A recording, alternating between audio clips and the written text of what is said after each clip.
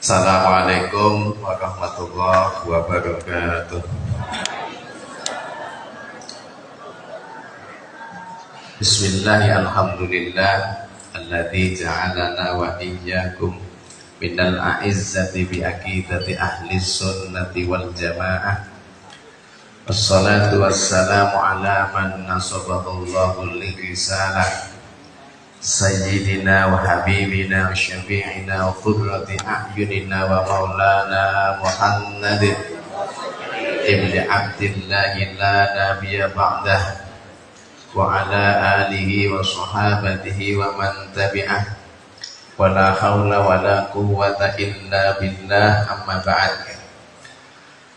Yang kami hormati, yang kami muliakan guru kita semuanya, Profesor Dr. Al-Habib Thariq Ghanam dari Libanon beserta rombongan.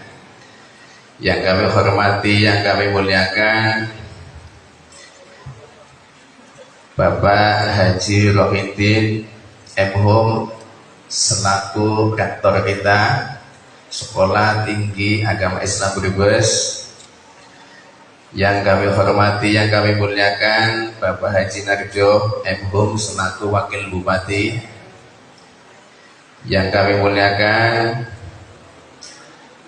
Asisten Bupati Brebes, Kasat Intel Polres Brebes, Majelis Ulama Indonesia Kabupaten Brebes, Basnas Kabupaten Brebes, serta hadirin wal hadirat sing moga-moga mlebu swarga kabeh Allahumma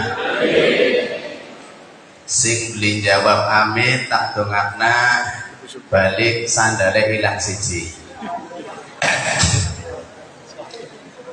Syukur alhamdulillah, dalam kesempatan yang berbahagia ini Allah temukan kita di tempat yang mulia ini dalam rangka untuk thalabul ilm dalam bingkai seminar internasional, yaitu refleksi modernisme Ahlus Sunnah wal Jamaah dalam menangkal paham radikalis dalam beragama. Mudah-mudahan dengan niat yang ikhlas mengaji, niat ikhlas thalabul ilmi, kita senantiasa diberi pahala oleh Allah Subhanahu wa ta'ala, dan Allah anugerahkan kepada kita ilmu yang manfaat, keberkahan, keselamatan di dini wa dunya wal akhirah. Allahumma salawat serta salam semoga Allah curahkan selalu kepada baginda kita Nabi Agung Nabi Muhammad sallallahu alaihi wasallam, juga kepada para keluarganya dan para sahabatnya. Kami mewakili panitia yang pertama mengucapkan ahlan wa sahlan, selamat datang kagem Syekh. Alhamdulillah beliau dari Libanon datang ke sini. Wis nicipi panganan Brebes. Miki takon ki bubur bloho bahasa Arab apa? Ada yang tahu bahasa Arabnya bubur bloho? Al-bloho. Selamat datang di Brebes, selamat datang di Indonesia, selamat datang di kampus Sekolah Tinggi Agama Islam Brebes. Mudah-mudahan kehadiran beliau senantiasa memberikan manfaat untuk kita semuanya. Amin. Yang kedua, ingin kami sampaikan kepada para tamu undangan yang sudah ikhlas, yang sudah menyempatkan waktunya untuk hadir di sini. Semoga kita semuanya pada pertemuan kali ini diberi anugerah oleh Allah ilmu yang manfaat, dan semoga barokah dari kita mau mengikuti tabarukan bi athari Rasulillah, nyawang ngambung rambutnya Kanjeng Nabi, menjadi sebab kita mati menetapi iman dan Islam alias husnul khotimah. Allahumma amin ya rabbal alamin. Kemudian yang ketiga, ingin kami sampaikan bahwa Acara ini merupakan kerjasama dari Lembaga Dakwah Nahdlatul Ulama Kabupaten Brebes bekerja sama dengan Sekolah Tinggi Agama Islam Brebes yang sangat merasa penting mengenalkan pada segenap umat Islam tentang betapa selamatnya ajaran Asy'ariyah Maturidiyah, betapa sesuainya ajaran Asy'ariyah Maturidiyah dengan nas Quran, dengan nas hadis, dengan ijma ulama, hingga yang namanya Ahlus Sunnah wal Jamaah Asy'ariyah Maturidiyah, sisi moderatnya, baik itu sisi fikihnya, sisi tasawufnya, sisi akhlaknya, sisi tauhidnya, sisi ekonominya, sisi nasionalismenya, sisi budayanya perlu untuk disampaikan kepada khalayak, perlu untuk disampaikan kepada segenap umat Islam, karena satu-satunya kelompok yang dikatakan oleh baginda Nabi sebagai kelompok yang firqatun najiyah adalah kelompok Asy'ariyah Maturidiyah, kelompok Ahlus Sunnah wal Jamaah. Jadi ngapunten Pak, jangan ngantuk ya Pak ya, jangan ngantuk, ben paham. Si ngantuk mohon maaf, teman yang di sampingnya jibit sikile, paham ya? Jentangi. Biar paham ini loh, sisi moderatnya Ahlus Sunnah wal Jamaah, bidang tauhid begini, bidang fikih begini, bidang tasawuf begini, sisi kenegaraan begini, sisi sosial begini, hingga kita semakin yakin bahwa Ahlus Sunnah wal Jamaah lah yang mampu menangkal paham radikalisme yang ada di Indonesia, bahkan di seluruh dunia. Wonten mawon sambutan saking kawula mewakili segenap panitia, bila ada kesalahan mohon dimaafkan. Akhirul kalam wallahul muwaffiq ila aqwamit thoriq. Assalamualaikum warahmatullahi wabarakatuh.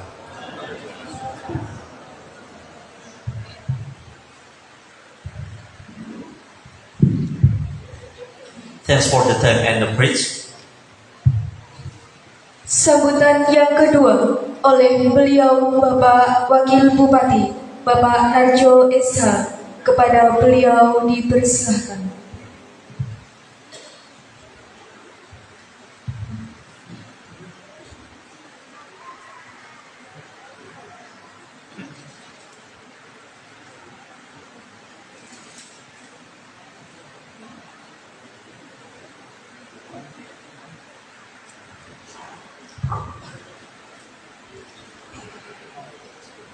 Bismillahirrahmanirrahim.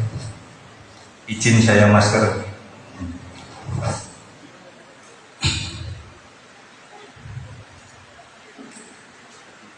Assalamualaikum warahmatullahi wabarakatuh. Alhamdulillah, nasykurillah, la haula wala quwata illa billah. Yang kami hormati, yang kami muliakan, selamat datang Syekh Habib Profesor Dr. Asy-Syahid Thariq Al-Hasani dari Global University Lebanon. Tepuk tangan buat beliau. Yang saya hormati Bapak Muhammad Wardi MPD, Ketua Pengurus Cabang Lembaga Dakwah Nahdlatul Ulama Brebes. Yang saya hormati Bapak Haji Muhammad Rohidin MHU, Ketua atau Rektor Sekolah Tinggi Agama Islam Kabupaten Brebes. Yang saya hormati Bapak Nuranas Haji Asifah Khalil MPD, dosen Sekolah Tinggi Agama Islam Kabupaten Brebes. Yang saya hormati Majelis Ulama Kabupaten Brebes. Yang saya hormati Basnas Kabupaten Brebes. Yang saya hormati Pengurus Cabang Ansor Kabupaten Brebes.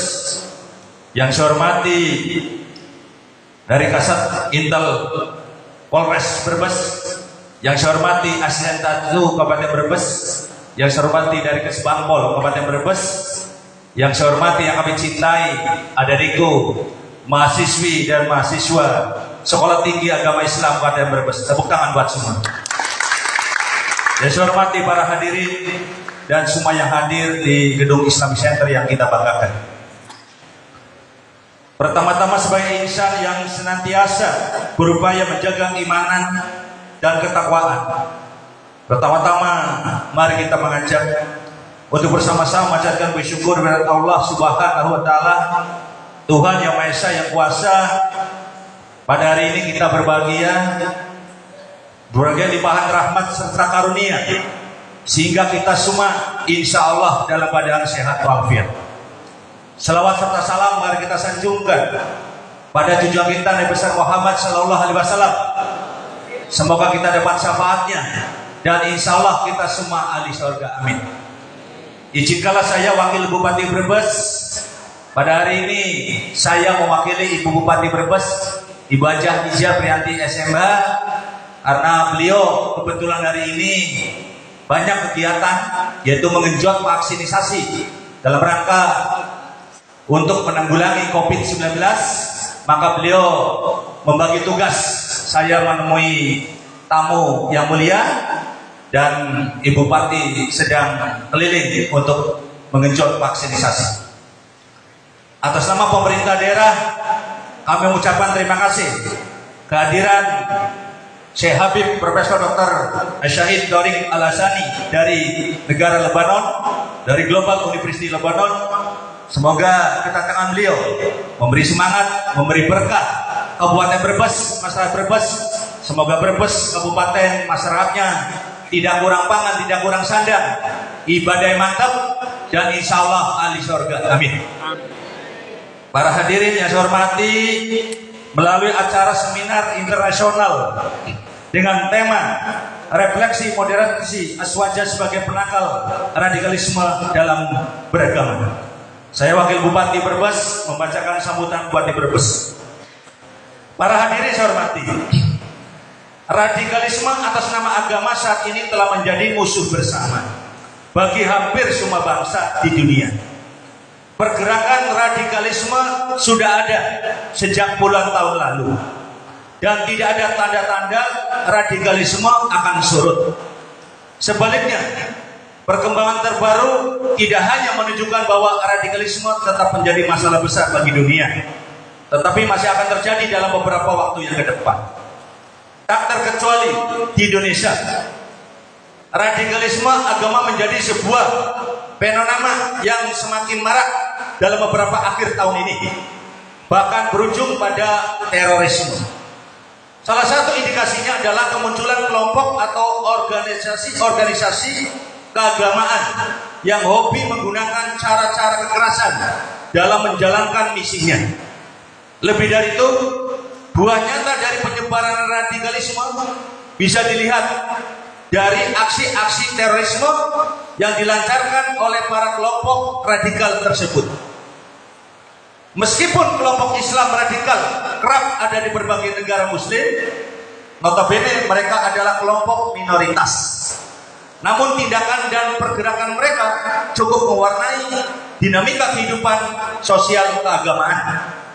Beberapa studi tentang gerakan radikal menyimpulkan bahwa kelompok radikal tidaklah tunggal. Ada banyak gerakan dalam komunitas Islam radikal yang masing-masing memiliki visi, orientasi, dan arah gerakan yang unik. Bahkan tidak jarang terlibat konflik satu sama lain. Namun satu hal yang hampir bisa dipastikan adalah semua gerakan tersebut memiliki kesamaan karakter, yaitu menyetujui cara-cara ekstrem yang pada tahap tertentu sampai pada kekerasan untuk mencapai tujuan. Para hadirin yang saya hormati, kelompok Islam radikal kemudian banyak direspon oleh berbagai kalangan, termasuk oleh beberapa ormas Islam Indonesia.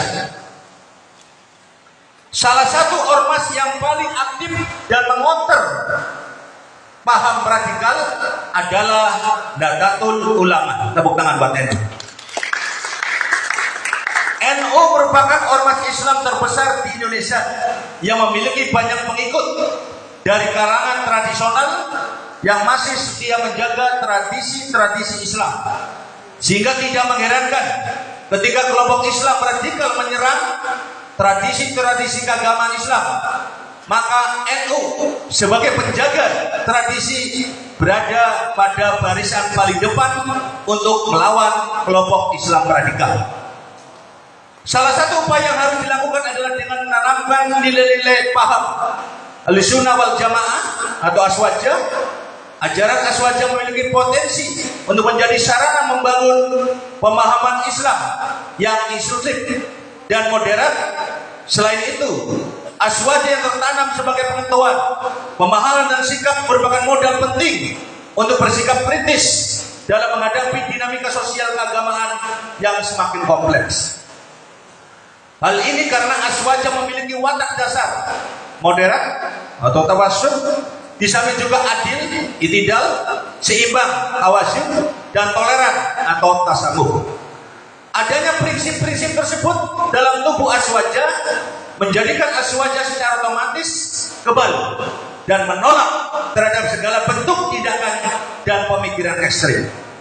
Para hadirin yang kami muliakan, oleh karena itu pentingnya menanamkan nilai-nilai Aswajah terutama bagi generasi muda, para mahasiswa-mahasiswi semua masyarakat kami melalui lembaga pendidikan dari tingkat dasar hingga perguruan tinggi.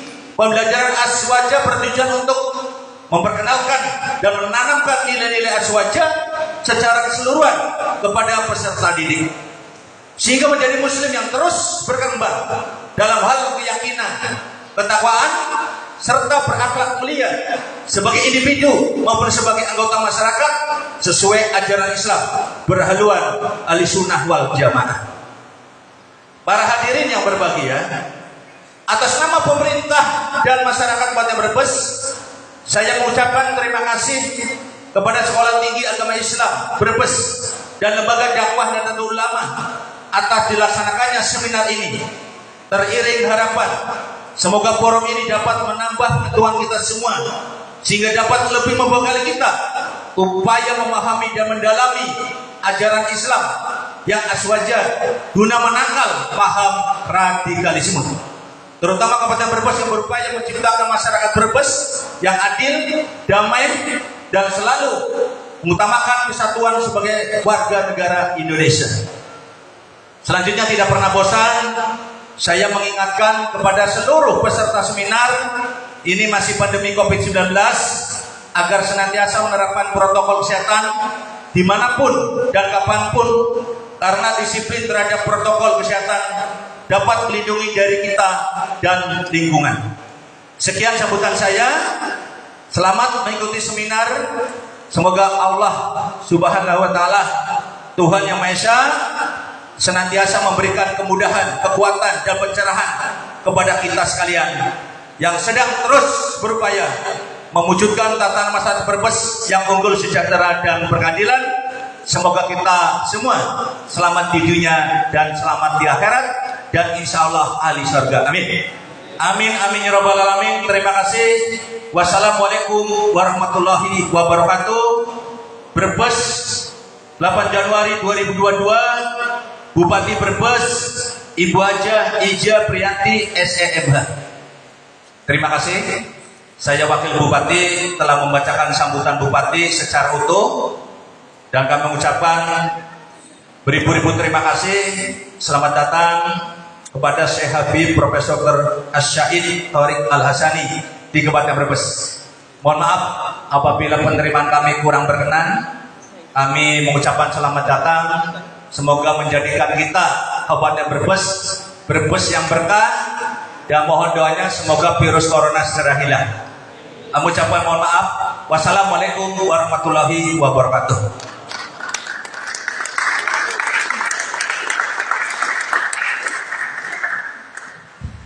Thanks for the time and the bridge. Acara yang kelima, yaitu acara inti, kepada beliau Bapak Abdul Haq MPD selaku moderator kami serahkan.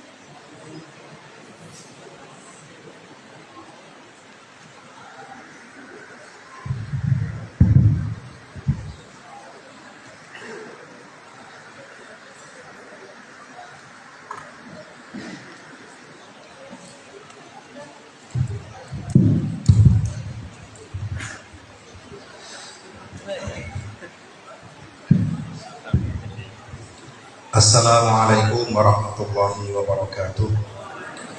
Bismillah, alhamdulillah, wassalatu wassalamu ala sayyidi wa habibi rasulillah Sayyidina Muhammad ibn Abdillah wa ala alihi wa sahbihi wa mawalah. Amma ba'du. Allahumma la sahla illa ma ja'altahu sahla wa anta ya rabbana ya hayyu ya qayyum taj'alul hazna idha syi'ta sahla. Samahat Syekh Dr. Muhammad Tariq Al-Hasani, yang saya hormati Bapak Wakil Bupati Bapak Narjo beserta perangkatnya, yang saya hormati Bapak Ketua Sekolah Tinggi Agama Islam Brebes Bapak Haji Rohidi Enhum, yang saya banggakan teman-teman peserta seminar internasional dengan tema The Reflection Moderation of Abbas Aswaja as Antidote of Radicalism in Religion, yang saya banggakan. Ada dua pemateri. Yang pertama nanti akan disampaikan oleh Bapak Rohidin Enhum, kemudian nanti materi yang kedua akan disampaikan oleh beliau Fadilatul Syekh Dr. Tariq dari Universitas Global Libanon. Untuk materi yang pertama kami persilahkan Bapak Muhammad Rohidin. Waktunya kira-kira berapa Pak? Waktunya katanya cukup 15 menit aja, padahal waktunya untuk lebih luas juga nggak apa-apa Pak. Dan nanti materi selanjutnya yang kedua langsung ke beliau Syekh Tariq. Mari kita niatkan lillahi ta'ala, mengaji ingin mendapatkan ridho dari Allah ta'ala, semata-mata ingin mendapatkan apa yang Allah ridhoi. Pada beliau kami persilahkan.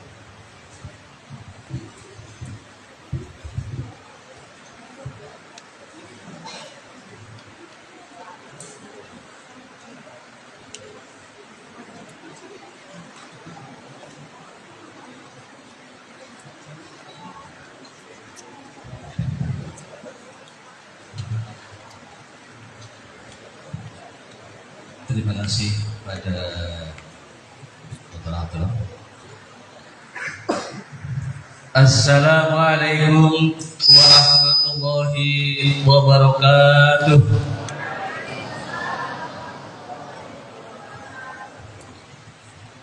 Suaranya belum semangat nih. Saya ulang satu lagi. Assalamualaikum warahmatullahi wabarakatuh.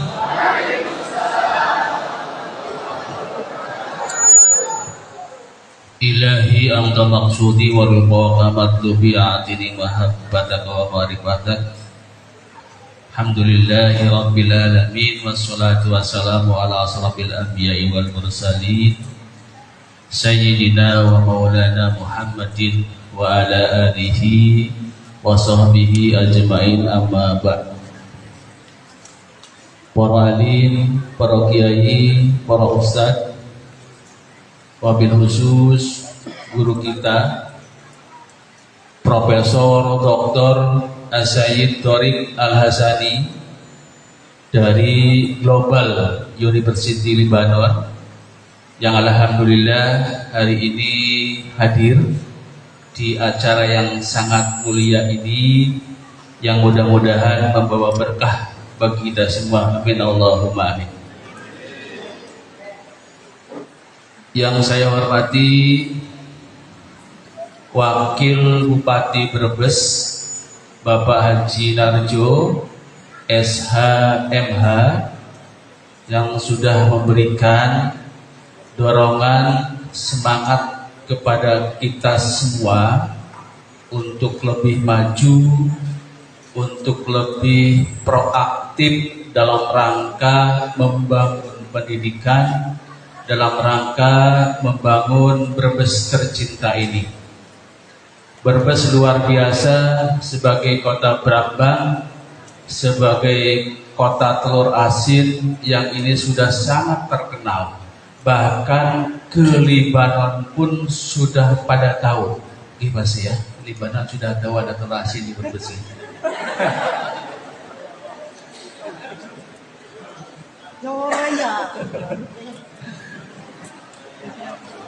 Ya, alhamdulillah Brebes sebuah kota yang luar biasa. Yang saya hormati dan saya banggakan asisten ahli 1 yang tadi sudah hadir. Beliau kemudian ada kepentingan yang sangat mendesak sehingga kemudian beliau meninggalkan kita.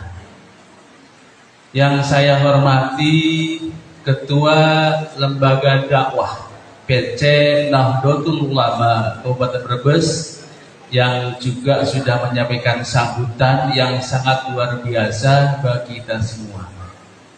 Saya nggak usahlah semuanya lah sebutkan ya, capek nanti ya, dan waktunya juga habis untuk itu.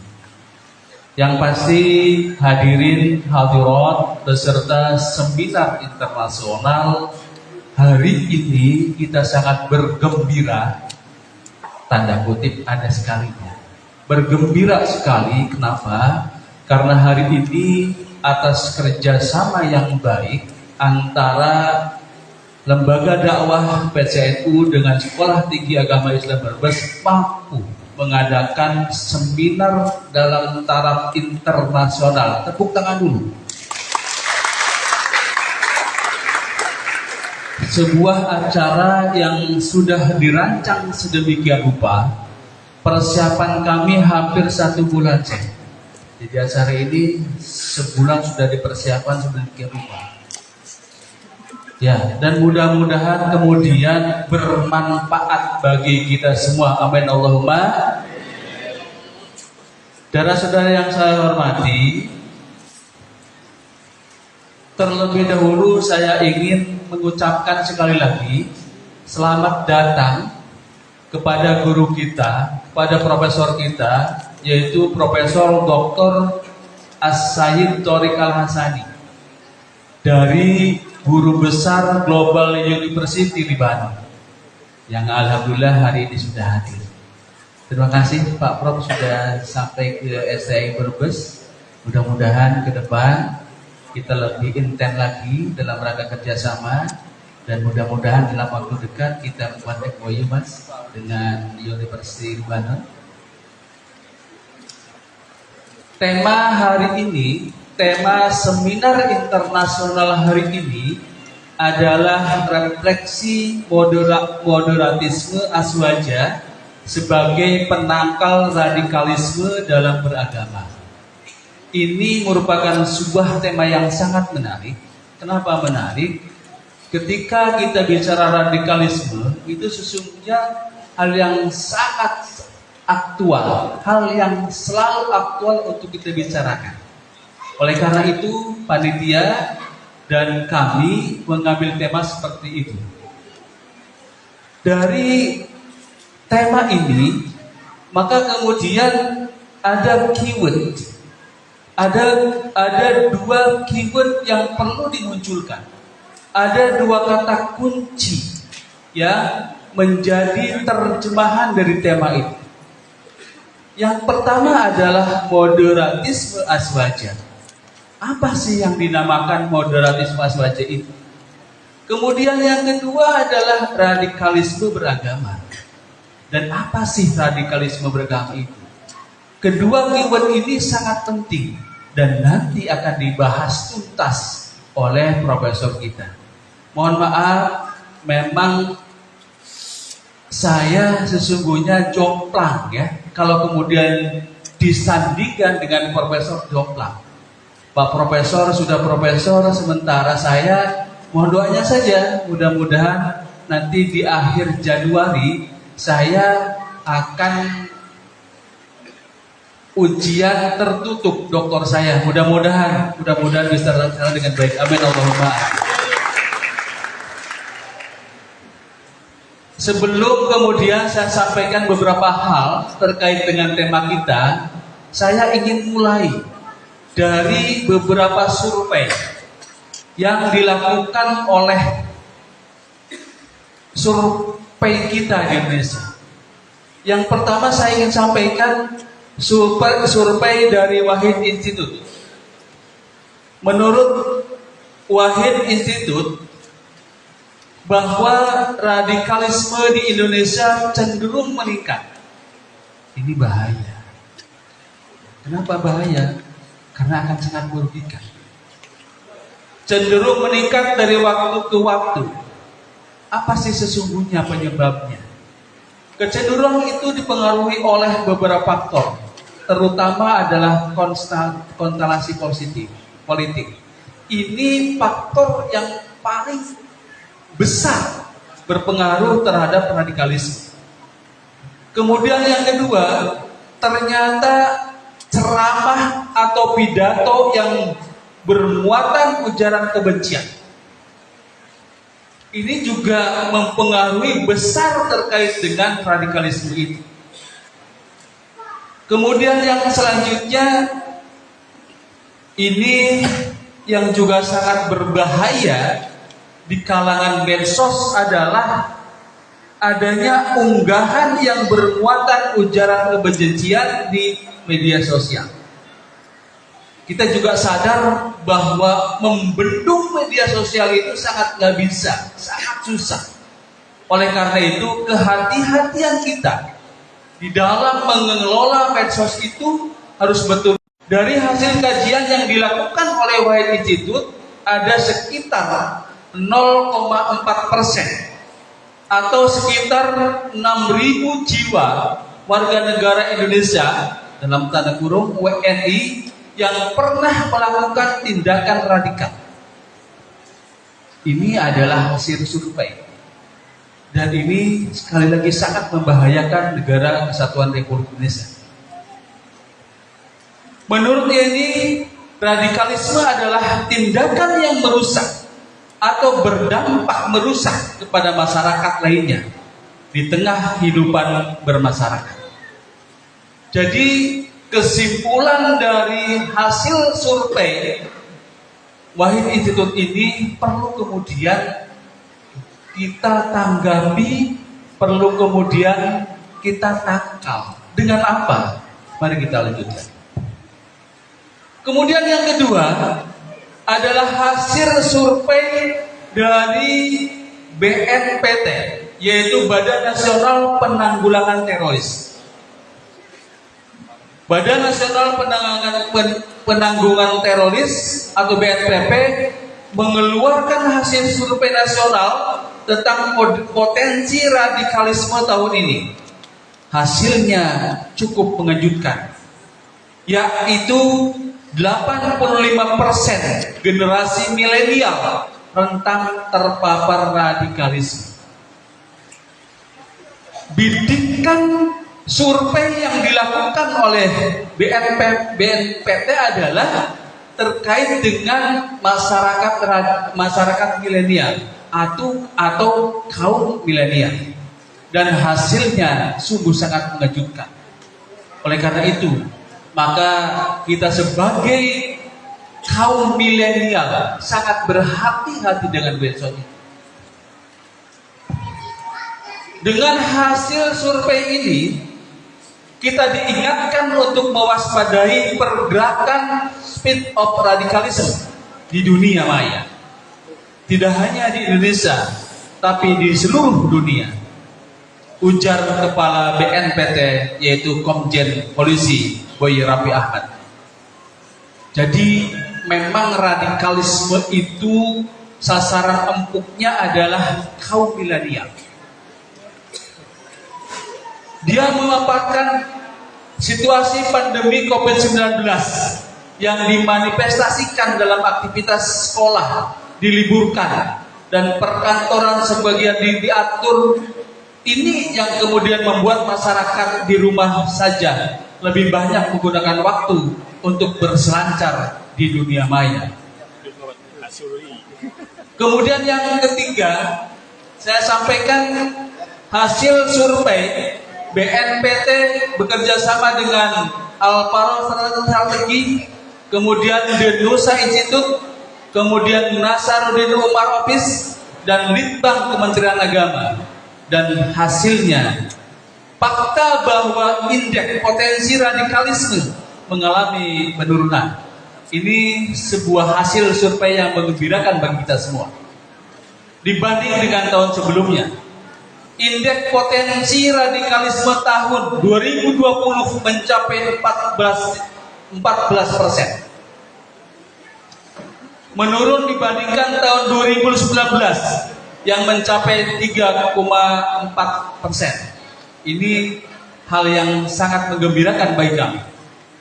Hal ini merupakan kabar gembira.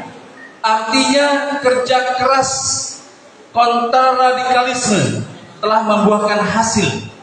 Menurunnya potensi radikalisme jangan sampai membuat seluruh elemen masyarakat kemudian tidak berhati-hati lagi. Saudara-saudara yang saya hormati, maka kemudian apa yang harus kita lakukan?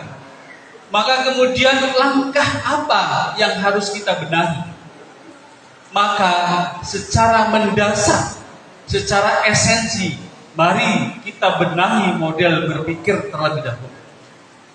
Ada 4 model berpikir yang ini menjadi dasar sehingga kemudian radikalisme di Indonesia, bahkan di dunia, bisa kita minimalisir. Yang pertama adalah model berpikir pseudo ilmiah. Kemudian yang kedua adalah model berpikir biasa. Dan yang ketiga model berpikir ilmiah. Yang selanjutnya adalah model berpikir filsafat. Saya tidak akan sampaikan arti maksud dari model berpikir ini. Tetapi yang pasti dalam memahami radikalisme dan bagaimana cara meminimalisir, menangkal radikalisme itu, maka kita tidak hanya cukup berpikir biasa saja atau berpikir ilmiah saja, maka kita harus berpikir secara filsafat. Berpikir filsafat adalah berpikir radikal. Ini arti sesungguhnya. Artinya berpikir kita sampai ke akar-akarnya, berpikir kita sampai ke esensinya, atau berpikir kita sampai ke hakikat yang kita pikirkan. Itu penting bagi kita. Berpikir filsafat adalah berpikir menemukan jalan tengah. Ini yang biasa kita lakukan, yang biasa dilakukan oleh Aswaja, yang biasa dilakukan oleh Nahdlatul Ulama. Berpikir menemukan jalan tengah. Berpikir filsafat adalah menemukan kebijaksanaan. Karena sesungguhnya tujuan dari berfilsafat adalah menjadi orang yang bijaksana. Dalam rangka meminimalisir radikalisme itu, maka kemudian sudut pandang berpikir kita harus secara komprehensif, yaitu menggunakan sudut pandang berpikir filsafat. Ini adalah sosok, ya, kita sudah tahu semua. Ini adalah sosok yang sering tampil di televisi, Rocky Gerung, seorang yang syarat akan kritik terhadap kita semua, terhadap pemerintah, tetapi esensinya itu demi kemajuan kita bersama, demi kemajuan pemerintah kita. Apa kata Rocky Gerung? Menurut Rocky Gerung, berpikir filsafat atau berpikir radikal adalah tugas dari seorang pendidik. Harapannya adalah dengan berpikir filsafat, kita akan mengetahui hakikat atau akar masalah radikalisme. Jadi yang terpenting adalah apa sih sesungguhnya radikalisme itu? Apa sih esensinya radikalisme itu? Apa sih akar permasalahan dari radikalisme itu? Ini akan diketahui ketika kemudian kita berpikir secara filsafat. Dengan berpikir filsafat kita akan mampu menyelesaikan menangkal radikalisme dengan bijak. Sehingga renungkan, mari kita berpikir secara maksimal sehingga radikalisme itu bisa kemudian kita minimalisir. Saudara-saudara yang saya hormati, guru kita Profesor Dr. Rorik yang berbahagia, barangkali saya tidak usah kemana-mana, yang pasti secara komprehensif, secara panjang lebar akan disampaikan oleh guru kita, dan pastinya harapan kita mudah-mudahan apa yang akan disampaikan oleh guru kita bermanfaat bagi kita semua. Silahkan nanti saudara-saudara, Bapak Ibu semua, lihat makalah yang sudah di-share, makalah tentang radikalisme yang sudah disusun sedemikian rupa, dan mudah-mudahan itu menjadi acuan, mudah-mudahan itu menjadi masukan bagi kita semua. Barangkali itu yang bisa saya sampaikan, mengingat waktu dan sebagainya. Saya akhiri, wallahul muwaffiq ila aqwamit thoriq. Assalamualaikum warahmatullahi wabarakatuh. Tepuk tangan untuk saya simpulkan, mohon maaf kalau kesimpulannya salah, bahwa radikalisme, lebih-lebih terorisme ini adalah musuh kita bersama, dan survei banyak yang membuktikan terjadi peningkatan beberapa dekade ini, dan kita punya kewajiban yang sama untuk menanggulangi bahaya radikalisme, menanggulangi bahaya terorisme. Dan untuk lebih lengkapnya, mari kita simak ulasan beliau Dr. Al-Habib Muhammad Tariq Al-Hasani. Dan siapkan pulpen, siapkan catatan. Nanti kalau ada pertanyaan silakan diajukan. Insya Allah materinya adalah materi yang sangat penting. Di samping menambah wawasan keilmuan kita, juga Ahlus Sunnah wal Jamaah akan disampaikan oleh beliau. Kita punya seorang tokoh dari Nahdlatul Ulama, Hadratus Syekh Hasyim Asy'ari rahimahullah, dalam kitabnya Risalah Ahlus Sunnah wal Jamaah, Al-Alim wal Muta'allim, At-Tanbihatul Wajibat dan sebagainya. Ini sebenarnya di sana sudah ada tentang moderatisme yang dimiliki oleh Ahlus Sunnah wal Jamaah. Dan beliau Dr. Al-Habib Tariq Al-Hasan ini, beliau satu manhaj dengan kita, satu manhaj Ahlus Sunnah wal Jamaah. Jadi insya Allah materinya nanti akan bermanfaat bagi kita. Kita dengarkan bersama-sama, siapkan pulpen, catatan yang akan menjadi pedoman kita bersama. Ila samahati Syekh Fadl.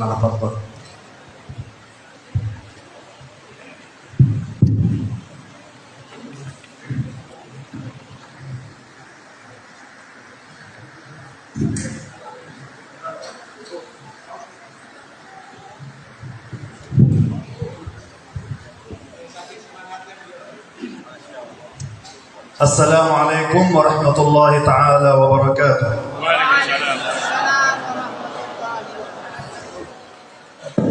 Apa kabar?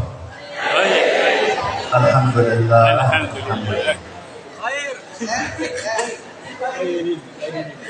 Ana talibun wa uhibbu an akuna qariban min at-tullab. Jadi kata beliau, saya ini juga mahasiswa gitu dulu, dan saya senang begitu kalau dekat dengan mahasiswa. Bismillah walhamdulillah wa sallallahu wa sallam ala rasulillah wa ala alihi wa sahbihi wa man wala. As'alullah ta'ala an yarzuqana husnan niyyah. Beliau membuka ceramahnya pada kesempatan kali ini ya dengan membaca hamdalah, selawat kepada Nabi Muhammad sallallahu alaihi wasallam, dan berdoa semoga Allah taala memberikan kita niat yang bagus dalam menghadiri majelis pada kesempatan kali ini. Amin. اجتماعنا اليوم لأمر مهم جدا. Jadi kita berkumpul pada hari ini untuk hal yang sangat penting sekali. والسكوت عنه هو خطير جدا. Dan ketika kita diam dari mengatakan hal tersebut, ini akan membahayakan sekali. التطرف مرض يقتل الأطفال. Karena ekstrim ya atau ekstremis di sini adalah sebuah penyakit yang bisa membunuh anak-anak kita. مرض يقتل الشباب. Sebuah penyakit yang bisa membunuh para pemuda dan pemudi. مرض يقتل الرجال. Sebuah penyakit yang akan bisa membunuh orang-orang dewasa. ومرض يقتل الأمهات. Dan sebuah penyakit yang di sini bisa membunuh para ibu. التطرف مرض أخطر من كورونا بكثير. Jadi ekstremis kata beliau merupakan sebuah penyakit yang lebih berbahaya dari corona. والآن سأبدأ محاضرتي هذه بقصة. Jadi beliau akan memulai ceramahnya, pelajaran pada kali ini dengan sebuah kisah. كنت في الحبشة. Suatu waktu beliau ada di negara Habasha, Ethiopia. اجتمعت برجل هناك من أهل القرى. Beliau berkumpul dengan salah satu orang penduduk desa. قال لي يا شيخ اسمع هذه القصة. Orang tersebut mengatakan, wahai syekh, wahai guruku, dengarkan sebuah cerita ini. أهل الحبشة من عاداتهم أنهم يجعلون الطعام في غرف تحت الأرض. Penduduk Ethiopia termasuk kebiasaannya begitu ya. Mereka biasanya di bawah lantai begitu, membuat sebuah ruangan, kemudian di ruangan tersebut nanti ditaruh makanan di situ. Di bawah lantai makanannya. هكذا يحفظون الطعام بغرف تحت الأرض. Jadi begini memang cara mereka dalam menjaga makanan. Ditaruh makanannya ya kayak beras atau semacamnya di bawah lantai. شاب من المتطرفين. Ada seorang pemuda yang ekstrim. ممن أصابه هذا المرض. Orang yang terkena penyakit ekstremis ini. دخل يوما على أمه. Suatu waktu dia datang ke ibunya. قال يا أمي أشتهي أن آكل من هذا الطعام. Kemudian dia mengatakan, wahai ibuku, saya pengen makan makanan ini. Gitu, tertentu ya. فقالت له انزل واجلب هذا الطعام. Kemudian ibunya bilang, ya sudah kalau begitu turun ke tempat penyimpanan makanan dan makan di situ, ambil makanannya. قال لها لا أنت انزلي. Kemudian dia mengatakan, tidak, saya tidak mau turun, ibu saja yang turun. فنزلت أمه إلى الغرفة. Kemudian ibunya setelah itu turun ke kamar tersebut yang untuk menyimpan makanan, لتجلب له الطعام. untuk mengambilkan makanan untuk putranya. Itu niatnya. فأقفل عليها باب الغرفة. Tapi ternyata apa yang terjadi? Anak tadi ini mengunci pintu tersebut di bawah tanah. حبسها في الغرفة. Dia menahan ibunya di bawah tanah itu حتى ماتت. sampai ibunya meninggal. ثم هرب من القرية. Kemudian setelah itu anaknya ini lari dari desa itu. أتعلمون ما هو السبب؟ Jadi apakah kita tahu apa sebabnya itu terjadi? السبب لأن أمه كانت تحتفل بالمولد. Sebabnya dikarenakan ibunya ini, beliau ini merayakan peringatan Maulid Nabi. لأنه تعلم عند المشبهة الوهابية أنه يحرم الاحتفال بالمولد. Karena anak ini tadi ya belajar di golongan musyabbihah, golongan yang menyerupakan Allah Ta'ala dengan makhluknya, yaitu golongan Wahabi. Ya bahwasanya dia belajar dari mereka bahwasanya peringatan Maulid Nabi itu hukumnya haram. هؤلاء من رؤوس التطرف في هذا الزمن. Maka mereka ini golongan yang disebutkan tadi sama Syekh merupakan pimpinan tertinggi dalam masalah ekstremis pada saat ini. وهم كانوا السبب في كثير من المشاكل والفتن في الشرق الأوسط. Dan memang diakui bahwasanya mereka itulah penyebab utama kekacauan yang terjadi di Timur Tengah. كيف نحمي أنفسنا؟ Bagaimana cara kita menjaga diri? كيف نحمي شبابنا؟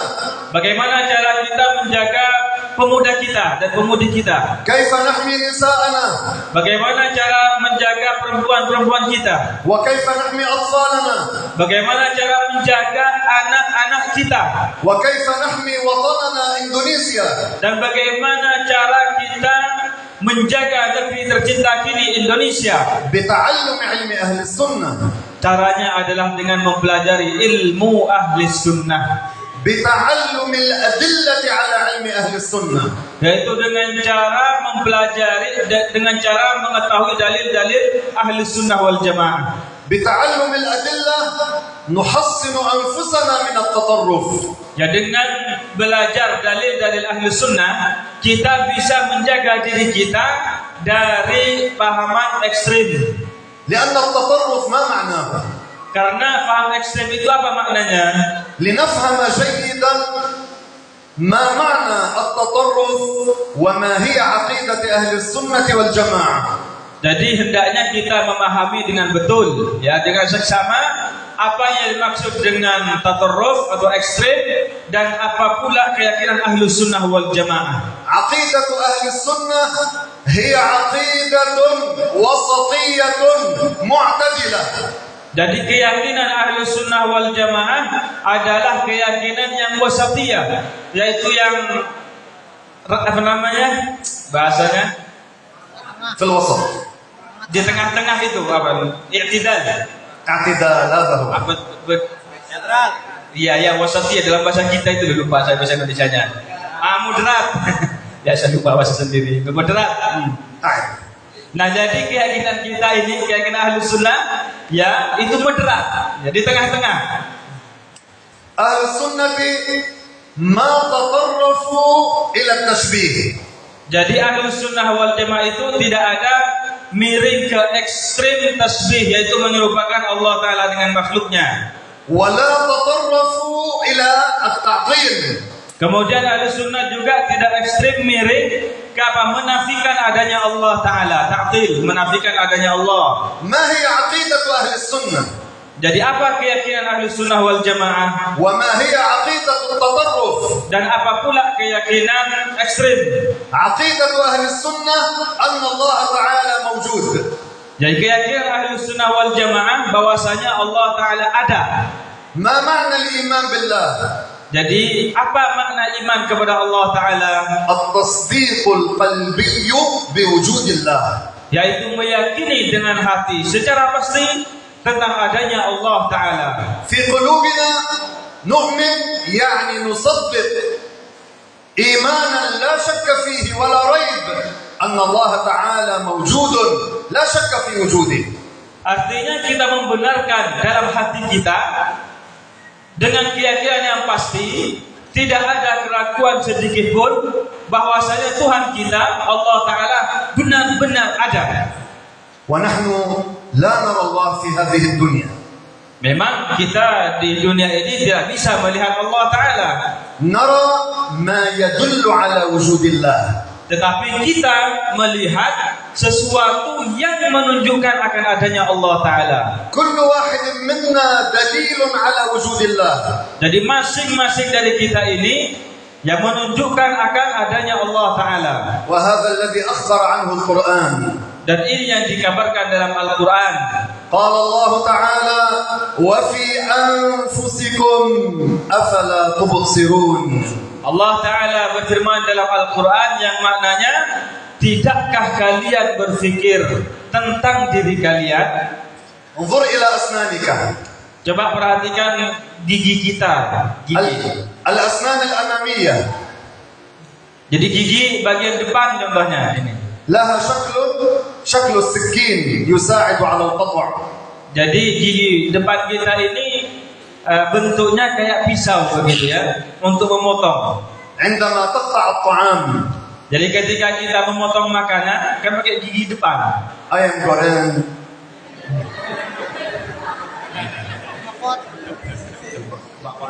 bakwan مثلا تقطعه بالأسنان الأمامية. Jadi kalau makan makanan itu bagaimana cara memotong kita? Pakai gigi bagian depan. ثم تأخذه إلى الأسنان الخلفية. Setelah kita potong dengan gigi depan, kita apa? Kita belakangkan kita belakangkan makanan itu ke gigi geraham. الأسنان الخلفية لها شكل يساعد على طحن الطعام. Kalau gigi geraham ini kan mempunyai bentuk yang memang di sini fungsinya untuk menghancurkan makanan. تخيل لو كانت بالعكس. Coba sekarang bayangkan kalau giginya kebalik. الخلفية هي التي في الأمام. Coba kalau gigi gerahamnya di depan nanti. والتي في الأمام هي التي في الخلف. Dan gigi depannya ini ada di belakang. كيف كنا نأكل؟ Gimana nanti makannya itu? هذا يدل على عظيم قدرة الله. Maka ini menunjukkan ya betapa agungnya kekuasaan Allah Ta'ala. انظر إلى أصابعك الخمس. Coba perhatikan ini ya jari-jari kita yang 5. هل هي بطول واحد؟ Ini sama, apakah ini ukurannya sama, panjangnya sama semua? هذا التفاوت بطول الأصابع. Jadi perbedaan panjangnya jari-jari kita ini, تأمل هذا التفاوت جيدا. coba renungkan ini perbedaan panjangnya antara jari-jari kita ini. يساعدك على الطعام. Ini perbedaan ini bisa membantu kita ya, membantu kita untuk makanan, untuk memakan begitu. والكتابة Untuk menulis juga إلى غير ذلك. dan seterusnya. تخيل لو كانت هذه الأصابع بطول بعضها. Coba bayangkan kalau semuanya jari-jari kita ini panjangnya sama rata semuanya begitu. تخيل لو هذه الأصابع كل الأصابع بطول بعضها. Dicoba kalau kita bayangkanlah gitu. Gimana nanti kalau semuanya jari-jarinya ini lurus semuanya, panjangnya sama semuanya. هذا الإبهام يصل إلى هنا مثلا. Jadi contohnya panjangnya jempol sama dengan telunjuk semuanya. كم كنا تعبنا في استعمالها. Ya, jadi kita akan sangat capek ya, kesusahan dalam menggunakannya. هذا التفاوت بطول الأصابع دليل على عظيم قدرة الله. Maka di sini ya perbedaan perbedaan panjangnya jari-jari kita ini juga menunjukkan betapa besarnya keagungan kekuasaan Allah Ta'ala. تأمل نفسك. Coba bayangkan diri kita sendiri, renungi kita sendiri. كيف تأكل؟ Bagaimana kita makan, وكيف تشرب؟ bagaimana kita minum, وكيف تسمع؟ bagaimana kita mendengar, وكيف ترى؟ bagaimana kita melihat, وكيف تتكلم؟ bagaimana kita berbicara, وكيف تتنفس؟ bagaimana kita bernafas. كل هذا يدل على وجود الله. Semuanya ini menunjukkan akan adanya Allah Ta'ala. هذا العالم دليل على وجود الله. Jadi alam ini merupakan dalil adanya Allah Ta'ala. نحن لا نرى الله في هذه الدنيا. Memang kita tidak melihat Allah di dunia ini. نرى ما يدل على وجود الله. Kita melihat sesuatu yang menunjukkan akan adanya Allah Ta'ala. كل واحد منا دليل على وجود الله. Jadi masing-masing dari kita ini adalah bukti adanya Allah Ta'ala. فإذا التصديق القلبي بوجود الله. Artinya iman itu apa? Kita membenarkan dengan hati secara pasti bahwasanya Allah Ta'ala ada. ومعرفة الله لا تطلب بالتصور. Dan mengenal Allah Ta'ala tidak bisa dengan cara membayangkannya. الله تعالى لا يتصور في العقول. Allah Ta'ala tidak bisa dibayangkan dalam pikiran kita. لا يتصور في الأذهان. Tidak bisa dibayangkan dalam benak kita. العقل مخلوق. Akal kita ini adalah makhluk. ما معنى العقل مخلوق؟ Apa makna perkataan kita bahwa akal ini makhluk? معناه ما يتصوره أيضا هو مخلوق. Artinya sesuatu yang dibayangkan oleh akal kita itu juga makhluk. فنحن لا نستطيع أن نتصور الله. Maka kita tidak bisa membayangkan Allah Ta'ala. الله لا يتصور في العقول. Allah tidak bisa dibayangkan dalam pikiran kita. ما هو اعتقاد أهل السنة؟ Apa keyakinan ahli sunnah wal jamaah? أن الله لا يشبه شيئا. Ya Allah Ta'ala tidak menyerupai sesuatu pun. لا يحتاج للمكان. Allah tidak butuh kepada tempat, ولا يحتاج للسماء. tidak butuh kepada langit, ولا يحتاج للعرش. tidak butuh kepada arsy, ولا يحتاج للكرسي. tidak butuh kepada kursi. لا يحتاج إلى شيء من خلقه. Allah tidak butuh kepada sesuatu pun dari makhluknya. مهما تصورت ببالك فالله لا يشبه ذلك. العرب هو الفراغ. الذي يملأه الجسم. Tempat dalam bahasa Arab ini ya adalah ruang kosong, ya ruang kosong yang diisi oleh benda. مكان في bahasa Indonesia هو الطعام. Ya, kalau bahasa kita kan makan ya gitu, makan makanan. nasi goreng. أما في لغة العرب هو الفراغ الذي يملأه الجسم. Ya beda dengan bahasa Arab ya. Jadi kalau bahasa Arab itu tempat, definisi tempat atau makan dalam bahasa Arabnya itu ruang kosong, ya ruang kosong yang diisi oleh suatu benda. الآن أطلب منكم شيئا. Beliau meminta sesuatu kepada kita. الكل يقف. Coba berdiri semuanya.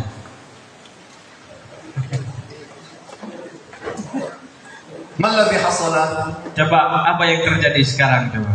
انظروا إلى الكرسي. Coba lihat kursi masing-masing. هذا الفراغ. Ya, jadi ruang kosong yang ada di kursi sekarang itu kan kosong itu. هذا الفراغ هذا يقال له المكان. Jadi ruang kosong yang sekarang kosong dari kursi kita itu namanya tempat dalam bahasa Arab. أسألكم سؤالا. Ada satu pertanyaan lagi. وأريد جوابا قويا بصوت واحد.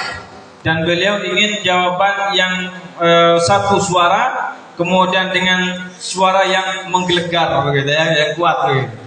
وسأكرر الأسئلة. Dan beliau akan ulang-ulangi pertanyaannya nanti. ولا أحد يجيب إلا بعد أن يسمع السؤال باللغة الإندونيسية. Dan beliau meminta juga jangan jawab terlebih dahulu gitu ya, biar sama-sama maksudnya. Kecuali setelah mendengar terjemahannya kata beliau. حتى أطمئن أن الكل فهم السؤال.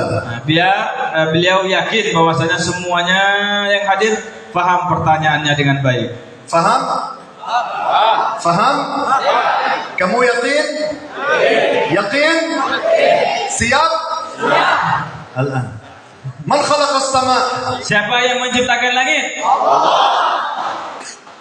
من خلق السماء؟ Siapa? تسمع السؤال بالإندونيسية.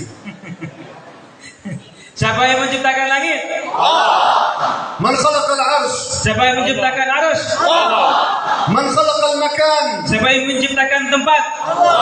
من خلق كل الأماكن؟ Siapa yang menciptakan semua tempat? من خلق الجسم الكثيف كالبشر؟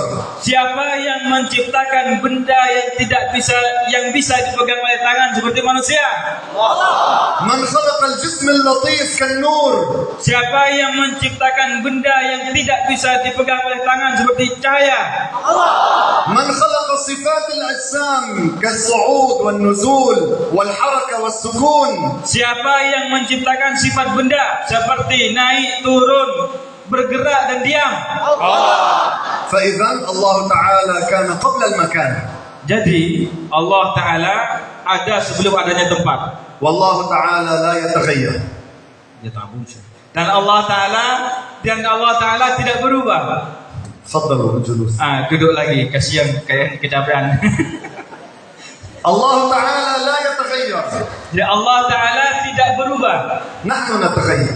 Jadi kita ini yang berubah. هل أنا طلعت من بطن أمي على هذا الطول؟ Apa kata beliau, apakah saya keluar atau dilahirkan dari perut ibuku dengan panjang seperti ini? هل طلعت من بطن أمي وعندي لحية بيضاء؟ Apakah beliau dilahirkan dalam keadaan mempunyai jenggot putih? كنت طفلا صغيرا. Di awalnya beliau ya anak kecil, bayi gitu ya. من الذي غيرني؟ Sekarang siapakah yang merubah beliau? من الذي غيرني؟ Siapakah yang merubah beliau? من الذي غيرنا؟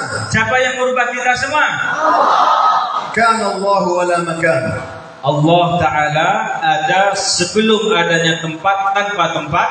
وبعد أن خلق المكان Dan setelah Allah Ta'ala menciptakan tempat, الله لا يتغير. Allah Ta'ala tidak berubah. فهو موجود بلا مكان. Maka keyakinan kita Allah ada tanpa tempat. الله ada tanpa tempat. Satu, dua, tiga. Allah ada tanpa tempat. Lagi.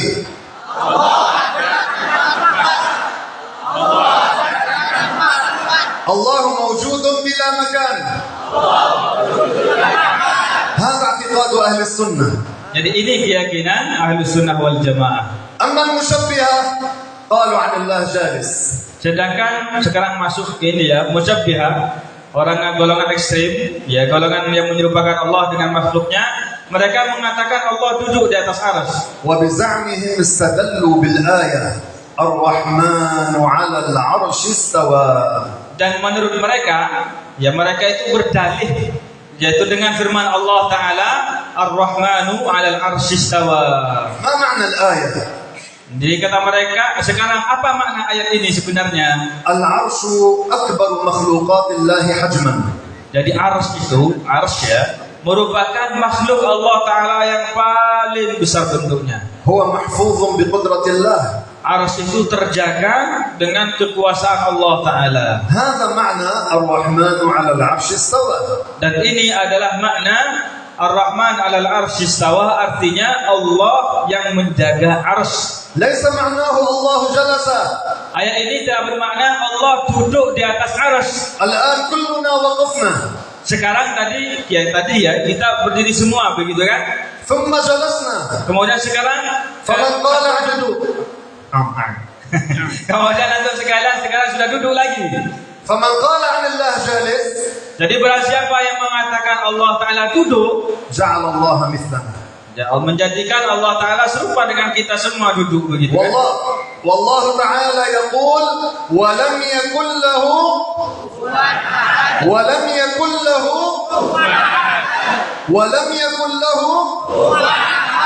ما معنى الآية ولم يكن له كفوا أحد؟ Apa makna ayat tadi? Walam yakul lahu kufuwan ahad. أي ليس له شبيه وليس له مثيل. Artinya Allah Ta'ala tidak ada serupa baginya dan tidak ada yang semisal dengannya. من اعتقد أن الله جسم قاعد يسكن السماء ما عبد الله. Jadi orang yang meyakini bahwasanya Allah Ta'ala itu benda duduk di atas langit begitu ya, maka di sini pada hakikatnya mereka itu tidak menyembah Allah. ومن خدعه الشيطان. Dan orang yang seperti ini termasuk orang yang tertipu dengan setan وأوصله إلى حد الكفر. dan sampai menyampaikan mereka kepada keluar dari keimanan. يستطيع أن يخدعه ليقتل المسلمين بغير حق. Sehingga kemudian apa nanti ini ya, berproses begitu, kemudian sampai nanti mereka akan ditipu oleh setan sehingga mereka itu bisa melakukan pembunuhan dan semacamnya. هذا الوهابي المشبه الشيطان خدعه فاعتقد التشبيه. Maka orang-orang Wahabi begitu ya, orang-orang Wahabi mereka ini sebenarnya tertipu oleh setan sehingga apa? Mereka meyakini bahwasanya Allah Ta'ala serupa dengan makhluknya, tasbih di situ. ثم خدعه وقال له أمك كافرة لأنها تحتفل بالمولد. Setelah itu apa lagi dibisiki sama setannya? Ibu kamu itu kafir. Katanya, kenapa kafir? Karena ibu kamu itu merayakan peringatan Maulid. ثم خدعه وقال له اقتل أمك. Setelah itu setannya akan berbisik lagi, ya sudah bunuh saja ibumu. عرفنا الآن ما هو سبب القتل. Jadi kita sekarang sudah tahu ya kenapa sebab pembunuhan tadi itu. منشأه من العقائد الفاسدة. Ini yang penting ini. Sebab utama, di antara sebab utama ya, tatarruf ataupun ekstrim adalah salah keyakinan. التطرف ليس شيئا حصل في هذا الزمن فقط. Jadi ekstrim itu bukan hanya terjadi pada saat ini saja. الجمعية التي أسسها الشيخ محمد هاشم أشعري ما اسمها؟ Di organisasi yang didirikan oleh Kiai Hashim Asy'ari itu apa? Tahu? ما اسمها؟ Apa namanya kata beliau? أريد بالعربية. Nah, pengen pakai bahasa Arab katanya. Jangan NU gitu.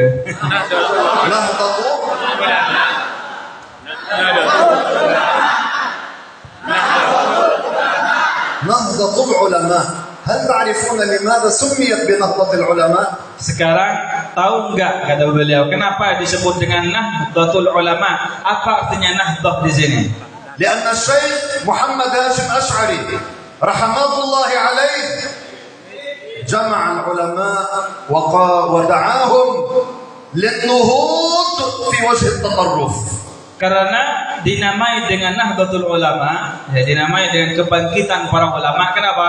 Karena guru kita Kiai Hasyim Asy'ari bila mengumpulkan para ulama yang semasa dengan beliau untuk apa? Untuk bangkit bersama melawan ekstrim. نحن في هذا الزمن بحاجة للنهوض من جديد. Di sekarang pada saat ini, ya pada zaman ini kita butuh kebangkitan lagi, begitu, untuk bangkit kembali. كيف ننتهض؟ Bagaimana cara kita bangkit kembali? بأن نتمكن بعلم أهل السنة. Caranya adalah dengan kita mumpuni tentang ilmu ahli sunnah wal jamaah. بأن نتمكن بأدلة أهل السنة والجماعة. Dengan cara kita mampu atau mumpuni dalam hal dalil-dalil keaswajaan من القرآن dari Al-Quran, والحديث dari hadis, وأقوال العلماء المعتبرين. dan perkataan para ulama yang bisa dipertanggungjawabkan. وهذا ما أدعو إدارة الجامعة اليوم إليه. Dan ini kata beliau yang saya ajak begitu ya kantor kampus ini tadi di kantor begitu ya, mengobrolkan tentang masalah ini di kantor. محاضرة واحدة لا تكفي.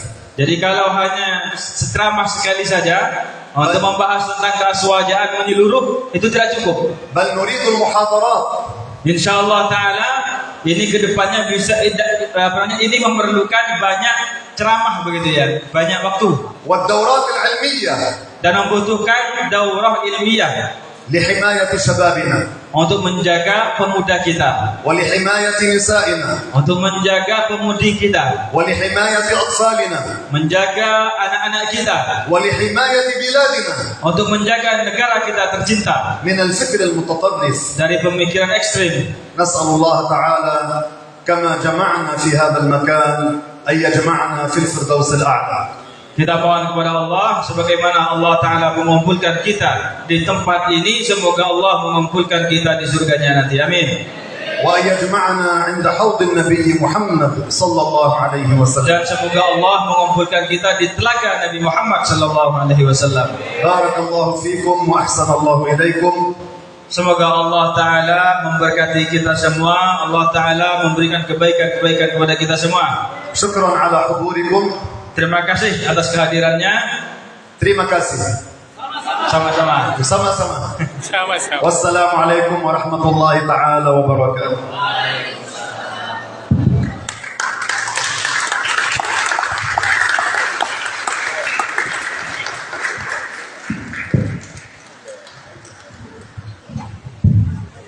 Demikian uraian dari beliau guru kita Dr. Sayyid Farid Ghanam Al-Hasani. Tidak usah disimpulkan ya, karena pada prinsipnya sama, kita sama-sama Ahlus Sunnah wal Jamaah. Karena Ahlus Sunnah wal Jamaah itu multi, ya, tidak mengenal yang namanya tempat. Ada satu pernyataan dari sahabat Salman Al-Farisi yang mengatakan bahwa la yuqaddisu ahadan baladun al-balad la yuqaddisu ahadan. Negara itu tidak menjadikan amal seseorang itu menjadi baik. Wa innama yuqaddisuhu imanuhu wa amaluhu. Yang kelak akan dipertanggungjawabkan ya di mahsyar nanti adalah tentang keimanan dan amal kita. Ahlus Sunnah wal Jamaah adalah keyakinan seluruh para nabi, malaikat, seluruh para wali, para habaib, seluruh para ulama, semuanya berakidah Ahlus Sunnah wal Jamaah. Dan seperti kesanggupan beliau, nanti akan diadakan daurah ilmiah. Beliau mengatakan kita tidak cukup hanya dalam waktu 1 jam kemudian mengaji Ahlus Sunnah wal Jamaah secara mendalam. Butuh waktu yang ekstra untuk membuktikan bahwa Ahlus Sunnah adalah satu-satunya akidah yang diridhoi oleh Allah Subhanahu wa taala. Kemudian acara selanjutnya yakni doa yang akan dipimpin oleh beliau. Ad-du'a Syekh.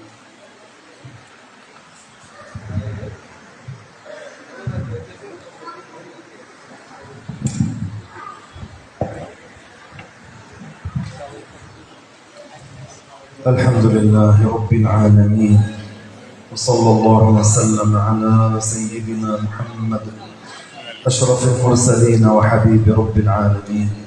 اللهم اغفر لنا وارحمنا، اللهم توفنا وأنت راض عنا، وألحقنا بالصالحين، ولا تجعل مصيبتنا في ديننا يا رب العالمين.